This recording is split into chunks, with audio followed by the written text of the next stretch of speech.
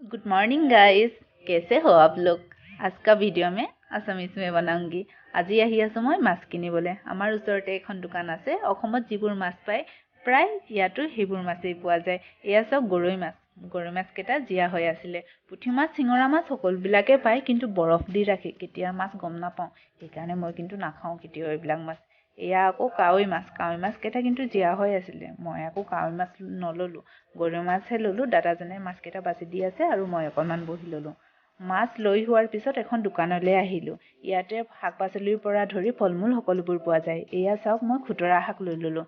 লাই, পালেং, লফা কি লাগে শাক ইয়াতে সকলোবোৰ পোৱা যায়। সেইকাৰণে মই প্ৰায় এইখন দোকানলৈকে আহোঁ।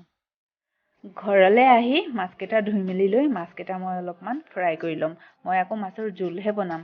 মাছৰ জোল আকৌ মই হাফ ফ্ৰাই কৰিলেহে ভাল পাওঁ। কোনে কোনে এনেকৈ খাই ভাল পায় জনাবচোন দেই। কিন্তু মোৰ লগৰ কেইজনীয়ে হাফ ফ্ৰাই কৰিলে বেয়া পায়। অকণমান বেছিকৈ ফ্ৰাই কৰিম মই। সেইকাৰণে আজি মাছকেইটা নিমখ হালধি দি মই মাছকেইটা অকণমান ভাজি ল'ম। মই 2-3টা ভিডিঅ' বনালোঁ এতিয়ালৈকে। হিন্দীতে ভিডিঅ'কেইটা বনাই আছিলোঁ। বহুতে আকৌ ভাবিব পাৰে অসমৰ পৰা বাহিৰত গৈ, ঘৰৰ পৰা দূৰত গৈ অসমীয়া ভাষাটোকে পাহৰি থাকিলে নেকি। তেনেকুৱা কথা নহয়, মন যায় সকলোৰে। খুতৰা শাকেইডালো মই এনেকৈ বাছি ল'লোঁ। খুতৰা শাকেইডাল বাছি মাছৰ জোল বনোৱাহে কথা আৰু। মাছকেইটাও প্ৰায় হৈয়ে গৈছে মোৰ। ঘৰৰ পৰা দূৰত থাকিলেহে আচলতে গম পোৱা যায় ঘৰৰ খানাবিলাক, মাৰ হাতৰ খানাবিলাক কিমান মিছ কৰা যায়। ঘৰত থাকোঁতে ময়ো এইবিলাক অনুভৱেই কৰা নাছিলোঁ। এতিয়া খুতৰা শাক, আলু এটা আৰু বিলাহী এটা লৈ লৈছোঁ মই। আলু নিদিলেও হয়, বহুতে আলু নিদিয়ে, কিন্তু মই ভাবিলোঁ খুতৰা শাককেইডাল মানে অকণমান মোৰ কম হৈ গৈছিলে। সেইকাৰণে ভাবিলোঁ সিজি যোৱাৰ পিছতো নাথাকিবই খুতৰা শাককেইডাল, সেইকাৰণে মই এটা আলুও দি দিছোঁ। মাছ ভজা তেলতে এনেকৈ মই মিঠি গুটি কেইটামানো দি দিছোঁ। আৰু এটা কাটি লোৱা পিঁয়াজ আৰু জলকীয়া দুটা এনেকৈ অকণমান সময় ভাজি ল'ম মই। ইয়াতে খুতৰা শাকখিনি অকণমান ভাজি ল'ম।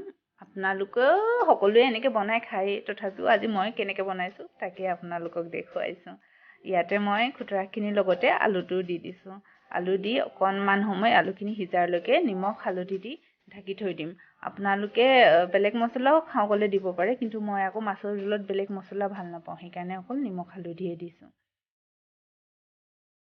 এয়া চাওক, আলুখিনি প্ৰায় সিজি গ'ল। এতিয়া মই এটা কাটি লোৱা বিলাহী দি দিছোঁ।